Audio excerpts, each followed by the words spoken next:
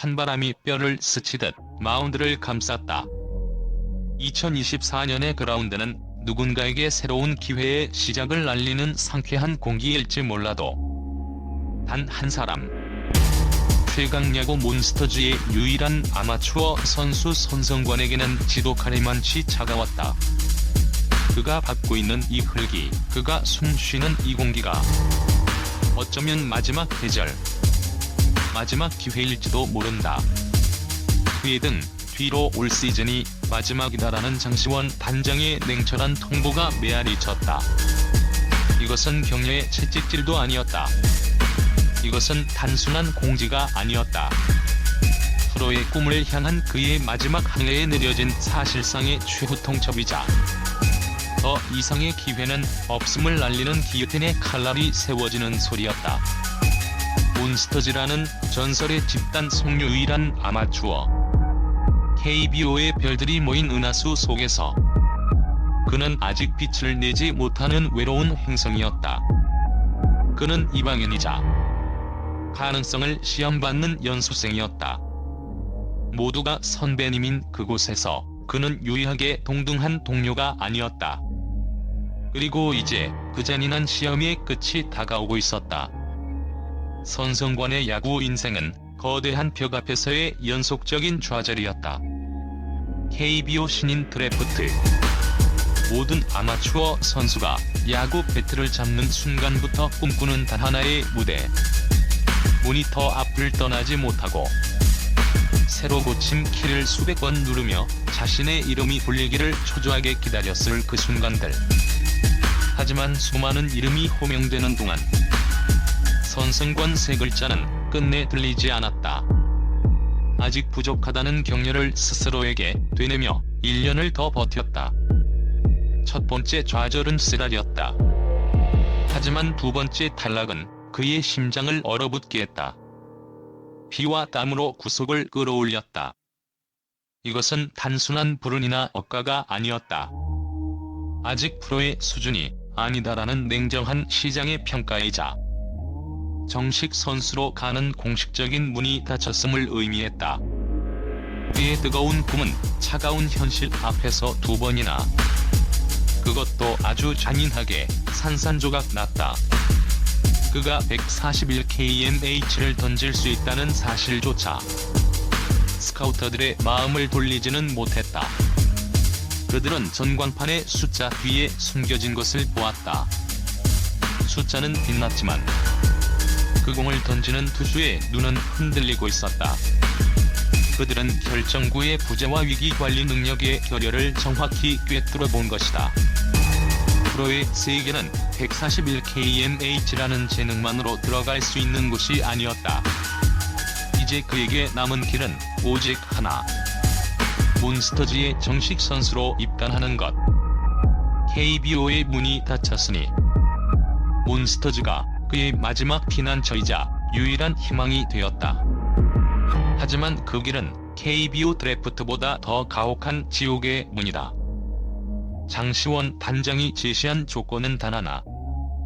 시즌 MVP 달성. 이것은 격려가 섞인 목표가 아니다.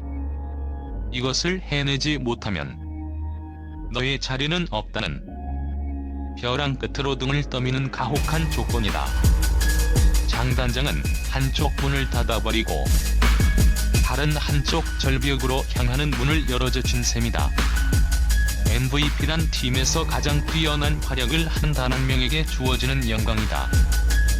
이 얼마나 절망적인가. 1군도 아닌 2군도 아닌 아마추어 선수가, 그것도 프로야구의 역사를 쓴 전설들 사이에서 최고가 되라는 것이다. 이것은 과연 가능한 미션인가? MVP 트로피를 향한 경쟁자들의 이름을 듣는 순간 희망은 곧 절망으로, 나아가 허탈한 웃음으로 바뀐다. 적토마 박용택. KBO 역대 최다 안타라는 금자탑을 쌓아 올린 살아있는 전설이자 팀의 정신적 지주. 그는 여전히 녹슬지 않은 기량으로 매 경기 안타를 생산해내는 안타 기계다. MVP는 종종 가장 꾸준한 선수에게 돌아간다. 조선의 4번 타자 이대호, KBO와 NPB, MLB를 모두 경험한 괴물. 이름만으로도 상대 투수를 압도하는 그는 은퇴한 선수가 맞는지 의심스러울 정도로 결정적인 순간에 괴물 같은 홈런을 쏘아 올린다. MVP는 종종 가장 강렬한 임팩트를 남긴 선수에게 돌아간다. 영웅 신재영. 전성기 시절 칼날 같은 제고력으로 신인왕을 차지했던 그는 노련미까지 더해 마운드를 지배하는 베테랑이다. MVP는 종종 팀의 승리를 가장 많이 이끈 투수에게 돌아간다. 이들은 단순한 동료 선수가 아니다.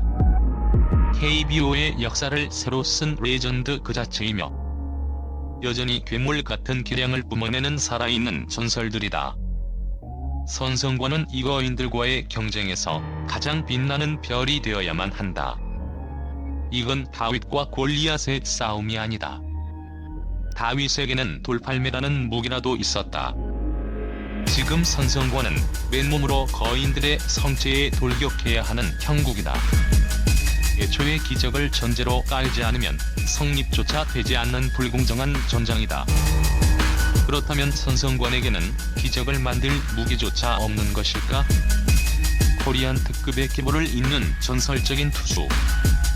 김선우 해설위원의 분석은 그나마의 희망을 던져주면서도 동시에 가장 아픈 곳을 찌른다. 공 자체는 힘이 있어요. 기술적인 문제는 아닙니다. 재능은 분명히 존재합니다. 김선우의 말처럼 선성권의 구속은 이미 프로 레벨에 근접했다.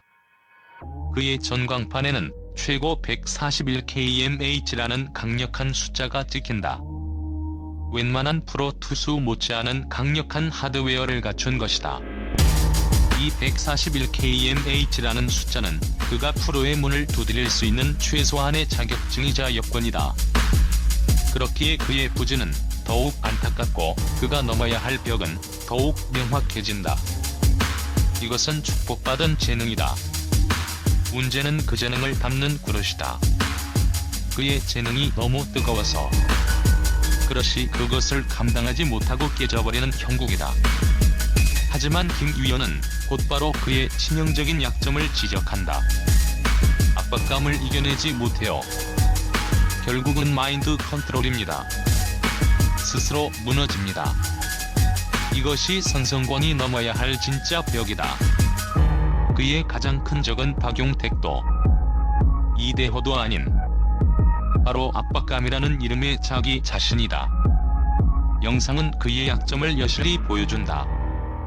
그는 결정적인 순간 주자가 득점권에 몰리거나 볼 카운트가 불리해지는 극한의 압박 상황에서 급격히 흔들린다. 타자만 잡으면 이닝이 끝나는 영웅이 될 수 있는 순간 그의 어깨는 돌덩이처럼 굳어버린다. 이사말루 풀카운트. 조금 전까지 자신감 넘치던 141kmh의 직구는 스트라이크 존을 외면하고 얼굴에는 당황한 기색이 역력하며 투구 리듬은 완전히 깨져버린다. 흥정심이 붕괴는 곧 제구력의 붕괴로 나아가 구속의 저하로 이어진다. 힘이 잔뜩 들어간 팔에서 나온 130kmh대의 공은 타자에게 손쉬운 먹잇감이 된다.